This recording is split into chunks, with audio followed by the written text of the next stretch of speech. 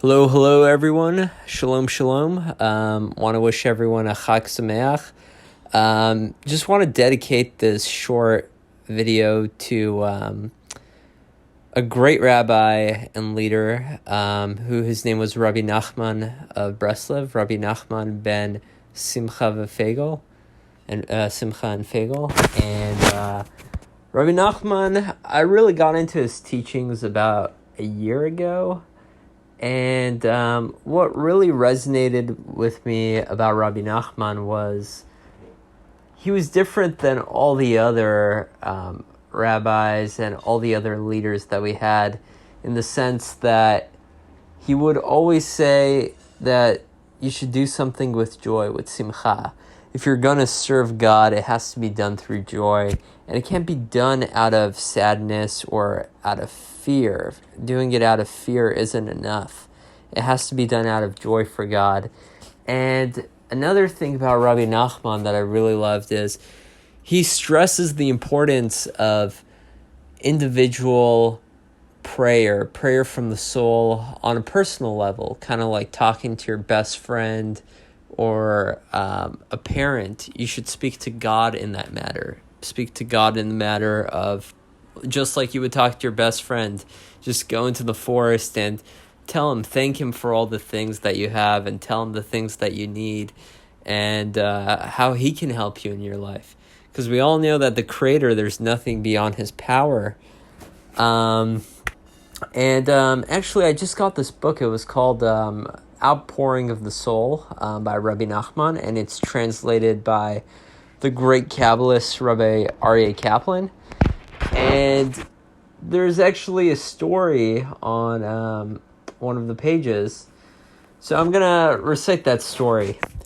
So on Rosh Hashanah in Uman, where Rabbi Nachman was buried, this was shortly before his death, Rabbi Nachman was visited by his grandson Israel, the son of his daughter Sarah. And at that time, his grandson was super young. He was like 3 or 4 years old. And Rabbi Nachman at that time, this was before his passing, and he was suffering from a terrible condition called TB, tuberculosis. And that condition actually took his life in the middle of Sukkot. But so Rabbi Nachman, he saw his grandson Israel, and he said to his grandson, he's like, pray to God for me so that I will become healthy again.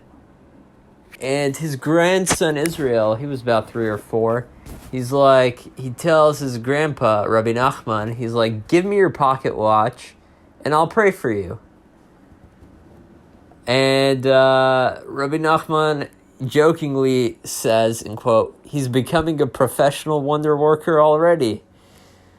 And with that, Rabbi Nachman gave his grandson the watch.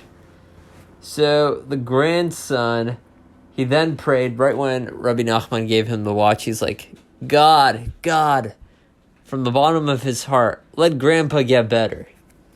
And then the people all around Rabbi Nachman, all his disciples, they started laughing. And but then Rabbi Nachman interrupted them and said, this is how a person must pray to God. How can someone pray any differently? And he was essentially teaching that the way to pray is with absolute simplicity, like a child before his parent, or like a person speaking to a friend. And that's something that really resonated with me about Rabbi Nachman of Breslov.